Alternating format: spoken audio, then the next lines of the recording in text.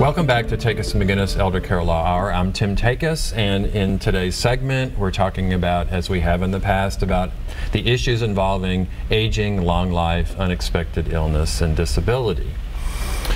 Today we're exploring resources for caregivers, whether you're providing direct care or managing the care for your loved one at home or elsewhere.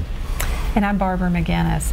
So after you finally get your loved one safely placed in a good place, and now you're having to deal with years and years of stuff that's accumulated in their home. Well, how do you go about doing that? That's often overwhelming. And so we have a resource for that too. We have Brittney Forrister from Everything But the House, and it's a pleasure to have you here. Thank you for having me. So tell us, it's an online auction company, but tell us about Everything But the House, and how do you help families manage this event now? Absolutely. So we've talked to people who are helping those families move into assisted living, and that is a task in and of itself. But what do you do then when they've moved out of this home and they have 20, 30, 40 years of stuff and memories? You're working with a family that's in transition, and that's often stressful. And many times they don't know the resources they have for liquidating those items. That's where Everything But the House comes in. Everything But the House, or EBTH, combines the service of a local estate sale with an online worldwide marketplace. I know. I love EBTA. Yeah, her husband went to Franklin yesterday and picked up some lamps, is what I gather. So I am told often that it's one of the last things that someone does before they go to bed. They like to scroll through the app and see, estate sales, not just here in Nashville, but in LA and Chicago. No. It's the first thing I do when I wake up. I see if there's a new sale in Nashville. Absolutely. So it sounds like your company is, is there any other, I guess it's a unique company is what it sounds like. Sure, I think it's revolutionary actually. I think that, listen, resale has been around since the beginning of time, but we live in a society now where we have so many resources. And listen, in order for something to reach market value, you need to have a large market. And that's really where EBTH provides a service. In addition to bringing 3 to 5 times more for those items in a home than any other service, we also handle donations, and we can also facilitate trash pickup so that we can get you to that other investment, which is being able to sell the home. Okay. So how do you get started? How long does it take to go through a house, catalog, do all the things that your business does? Sure, absolutely. So we're very efficient. It works in 3 stages. So the first part is the prep.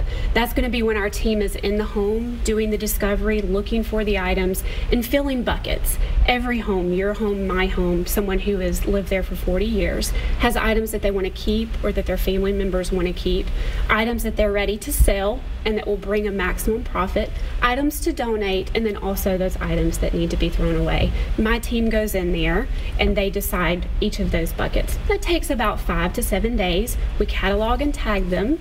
Then the sale happens. The sale is an auction. Everything starts at $1. There are no reserves. It lasts from 5 to 7 days. After the sale, the proceeds. So family members can expect to receive a check for their auction about 30 days after the sale concludes. So start to finish, we're really trying to work within a cycle of about 60 days. Well, that's very much more efficient than families trying to come in on weekends and box up and deal with the emotions. Sure. I mean, you think about just going through the items of a home that have memories and sentiment attached to them, that's difficult. But then imagine that your parents are here in Nashville and you live in Chicago. Yeah, so how does that work? Yeah, you still have a full-time job. So really, you're in Chicago and you're here, and so your mom or dad are in Nashville and you're trying to move them. How do they work with you then? They can give us a call.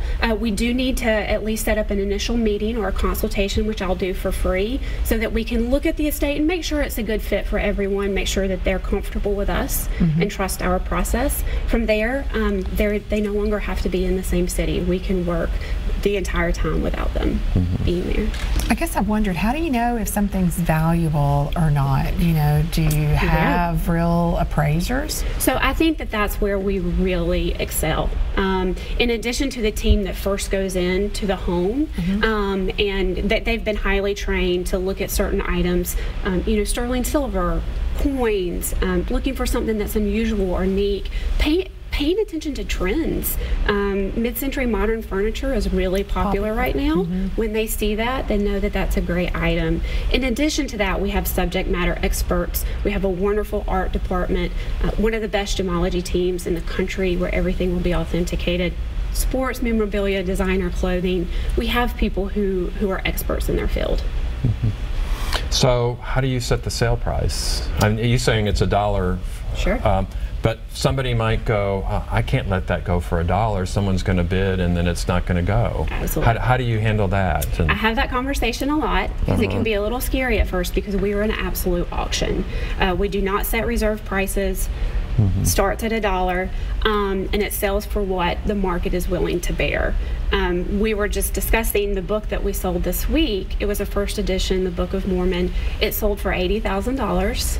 It started at $1, and there were no reserves. And what we really believe is that when you create a large enough marketplace, just like a home, it's going to bring what the market is willing to bear. Is there stuff you don't sell? There is, absolutely. So again, that goes back to the bucket of donations, and those things that we need to dispose of. Mattresses are a great example. You can't sell those in the state of Tennessee, nor would we want to. Right. So that would be something that we would need to work with a disposal partner for. But I'm talking about something like, okay, somebody comes to you and says, oh, this stuff is going to get a fortune online, and you have to basically say, no, it's in. Yes. How do you handle that? So the great thing is that everything that we have sold since we began as a company still exists online. So we have a wonderful record of comparables that we can pull. So if someone comes to me and shows me a Victorian sofa, I can look that up and say, well, here's the range. Are you comfortable with what that brings? Right. If not, maybe let's not sell that for you, because at the end of the day, I don't want to disappoint someone. I'm already, you know, asking them to take a chance by it being an auction. Right. I guess that's part of your business, is disappointing people. Well, it's because everybody thinks their stuff is worth a fortune. Absolutely, they do, and they may know very well that it's only so, you know, only holds so much value, but they remember sitting there every Easter and having their Easter picture taken on that sofa, and that's where you know, that's where you really have to be sensitive and compassionate, and where their memories. So how do you get paid? So the great thing about EBTH is there's no upfront costs. There are no fees associated with what we do. We simply take a portion of the gross auction revenue, and that can vary depending on the estate. And again, part of doing that also includes arranging for donations and disposal. Oh, okay. So extra fee for that, the arranging for the disposal? It depends. There would be an extra fee for the disposal partners. Or the donation as well. But the donation we can handle. We work with several partners here in Tennessee, as well as the other cities that we're in, and that is part of our fee. There's nothing. Okay.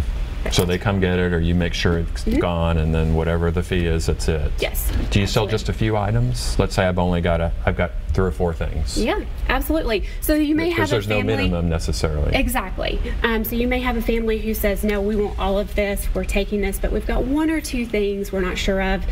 I don't wear that kind of jewelry anymore. We actually have a drop-off day program, as well as a mail-in consignment program, where if it's just 1 or 2 items, I can take a look at it, say, you know what, that performs well for us. You give us the items, we can put them in an estate. Oh, you add it to another estate, or okay, just like ordinary auctions do. People like on a Saturday auction. Absolutely. You consolidate. Absolutely. So we have a warehouse off of Fessler's Lane in Nashville from 10 to 2 on Fridays. People can bring their items, and we'll take a look. So can I go to Fessler's Lane and look at your stuff? and decide whether I want to bid on it? So we don't offer previews. Now, if you drop something off, you're certainly going to be able to take a peek into the warehouse, but we don't offer previews. And the reason why, if you've been on the site, you'll see that we take incredibly professional photographs. We very much document the items, especially anything that has inherent value. It's edited and cataloged. I think we're going to put your contact info up on the screen right now. We want to thank Brittney for being here today, all of our guests for being here today, taking your time and expertise to share with us about how to care for folks at a distance and just making it generally easier to be a caregiver. We welcome you to look at our website, www.tn-elderlaw.com, and we ask you to return to our episode, to our show next time. Thanks. Thank you.